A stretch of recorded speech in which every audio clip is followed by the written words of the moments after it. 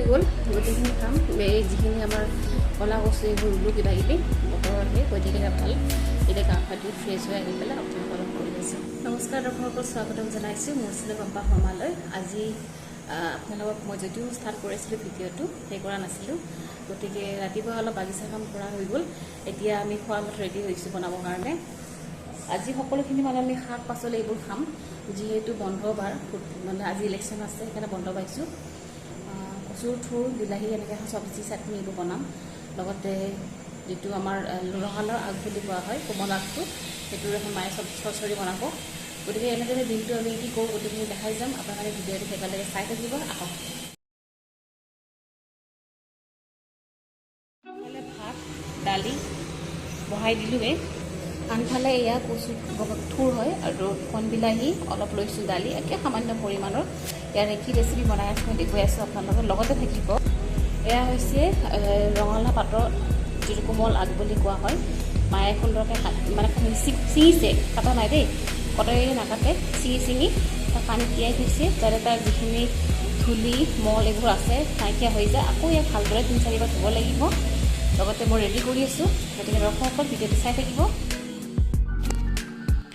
এতিয়া মায়ে কচুৰ যিখিনি থুৰ আছিলে সেইখিনি ভালদৰে ধুই দিছে মায়ে কোৱা মতে কচুৰ পাতৰ সমান বোলে চাফা একোৱেই নাই জাষ্ট সি যেতিয়া মেলিব তেতিয়া কিবা সোমাই থাকিব পাৰে সাপ চাপ গতিকে সেইটো কাৰণে অলপ ভালকৈ ধোৱা হয় কিন্তু কচু পাতটো এনেই বোলে বহুত চাফা গতিকে এইখিনি এতিয়া ভালদৰে ধুই এটা কুকাৰত মই থৈ দিছোঁ আৰু সেই কুকাৰটোৰ কচুৰ থুৰখিনিৰ লগত নহৰু আদা জলকীয়া এইবোৰ মই দি দিম কাৰণ জলকীয়া আদা নহৰু এইখিনি মই চাটনি বনাম সেইটো কাৰণে দিম লগতে আপোনালোকে ইয়াতে অলপ নিমখ আৰু দিব লাগিছিলে থেকেৰা টেঙাটো মই দিছিলোঁ কিন্তু মোৰ আপোনালোকক দেখুওৱা নহ'ল গতিকে আপোনালোকে দি দিব আৰু মই সামান্য পৰিমাণৰ পানী দিছোঁ যাতে তলত লাগি নাযায় আৰু এইখিনি মই বইল কৰি লৈছোঁ দেখিছে আপোনালোকে কিমান পানী ওলাইছে এইখিনি এটা কেৰাহীত মই উঠাই থৈ প্ৰথমতে মই আপোনালোকৰ কচুৰ থুৰটোৰে দালিৰ চব্জিখন মই কেনেকৈ বনাই আছোঁ সেইখিনি মই দেখুৱাই ল'ম গতিকে দৰ্শকসকল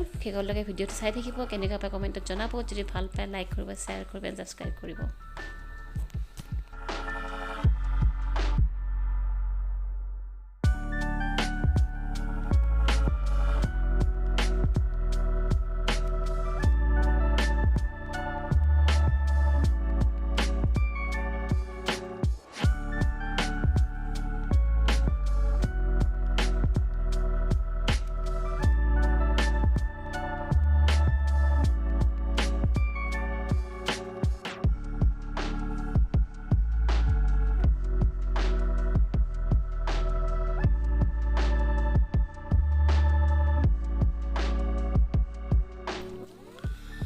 এনেদৰে দালিখিনি যিহেতু সিজি গ'ল এতিয়া কচুৰ থুৰখিনি দি দিম কচুৰ থুৰখিনি বইল কৰোঁতে মই টেঙা দিয়া বুলি কৈছিলোঁ টেঙাটো দিয়া এইটো কাৰণে হয় যাতে বৰষুণৰ বতৰ আৰু এই কচুটোৱে যাতে আমাক গলত নধৰে সেইটো কাৰণে দিয়া হয় আৰু ইয়াৰ পৰা আদা নহৰু এইখিনি এক্সট্ৰাকৈ অলপ কচুৰ লগত থৈ দিছোঁ মই চাটনি বনাম দেখুৱাই আছোঁ এইটো ৰেচিপি এতিয়া যিখিনি কণ বিলাহী আছিলে যিহেতু কণ বিলাহীটো কোমল তৎক্ষণাতে সিজি যায় সেইকাৰণে একেবাৰে শেষত দিছোঁ মই আৰু মই ইয়াতে পানী ব্যৱহাৰ নকৰোঁ এতিয়া কচুটো এবাৰ সিজাই লোৱাৰ পিছত পানী দিব নালাগে নহ'লে সি গলত ধৰিব পাৰে গতিকে মই কম জুইত ইয়াক এনেদৰে মই সিজাম তাৰপিছত মোৰ কচুৰিখন হৈ গ'ল এতিয়া নেক্সট মই আৰম্ভ কৰিছোঁ শ'ল মাছ বনাম ভেদাইলতা আৰু নৰসিংহৰ পাতেৰে একেবাৰে উপকাৰী ভিটামিনযুক্ত খাদ্য যি হ'ল মানুহৰ গাত ব্লাড কম আছে তেওঁলোকে খাব পাৰে আৰু কেনেকৈ বনাওঁ সেই চিষ্টেমটো মই আজি আপোনালোকক দেখুৱাই দিম মোৰ প্ৰচেছটো গতিকে চাব আপোনালোকে কেনেকুৱা পায় কমেণ্টত জনাব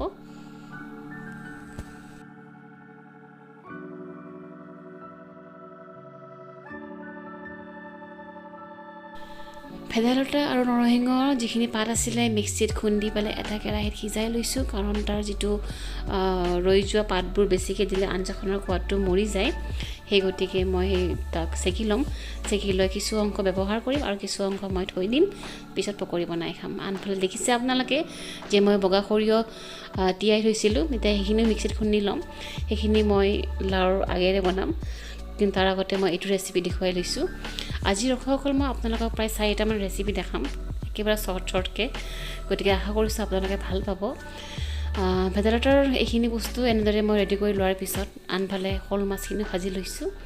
এতিয়া তাক তেল মাৰি দিলে আমাৰ এই আঞ্জাখন হৈ যাব। ইফালে ভেদাইলতাৰ আঞ্জাখনৰ কাৰণে আলু অলপ বইল কৰি থৈ দিয়া আছিলে, সেইখিনি তেলত ভাজি লৈছোঁ। ইয়াতে অলপ জালুকৰ গুড়ি, জিৰাৰ গুড়ি আৰু হালধিৰ গুড়ি দিছোঁ। লগতে অলপ ভেদাইলতাৰ যিখিনি পাত আছিলে সেইখিনিও দি দিম আৰু ভালদৰে গোটেইখিনি মিক্স কৰি তাৰ পানীখিনি দি দিয়া হ'ব।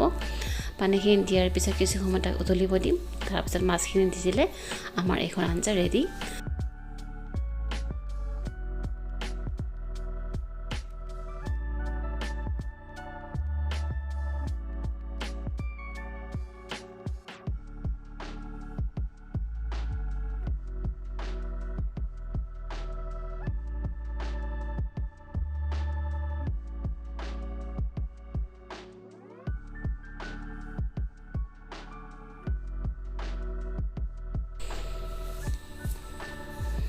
এতিয়া আন এটা কেৰাহীত মই অলপ মিঠাতেল, পিঁয়াজ, আদা, নহৰু, যদি আপোনালোকে জলকীয়া খায় জলকীয়া দিব, মই এটা দিছিলোঁ। লগতে অলপ হালধি গুড়ি, এইখিনি মই ভালদৰে লৰাই পেলাই যিখিনি ৰঙালাও আগ ৰেডি কৰি থৈছিলোঁ সেইখিনি এতিয়া ভাজি ল'ম।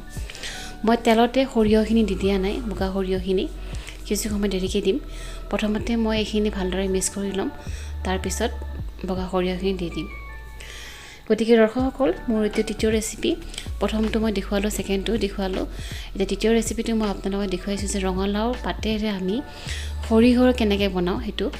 গতিকে যদি কোনোবা খাইছে আগতে কমেণ্টত জনাব, আৰু যদি খোৱা নাই ট্ৰাই কৰি চাব কেনেকুৱা পায়।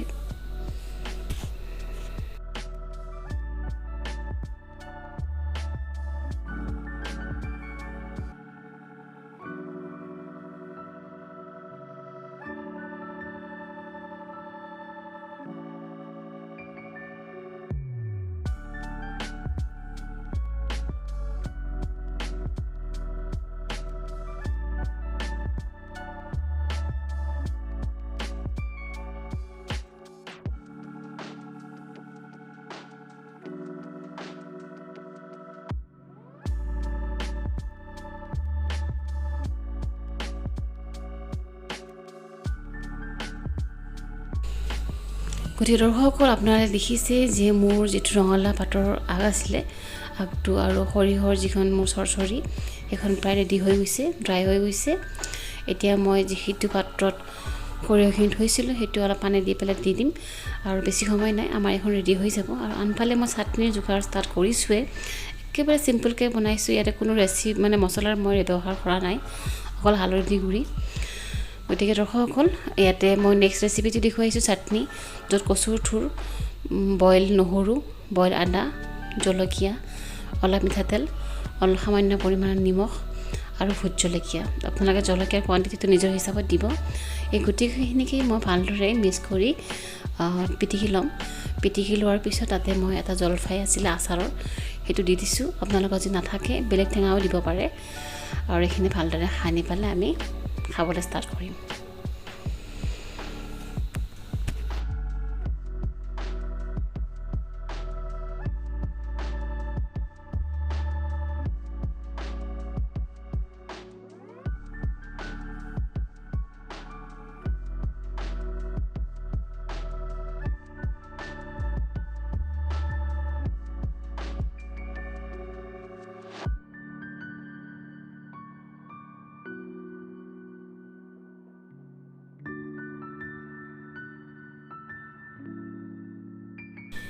দৰ্শকসকল, আমাৰ চাটনিখন ৰেডি হৈ গ'ল আৰু গোটেইখিনি বস্তু ৰেডি হৈ গ'ল, আৰু যিখিনি ৰঙালাওৰ আগ আছিলে সেইখিনি ভাজি হৈ গ'ল।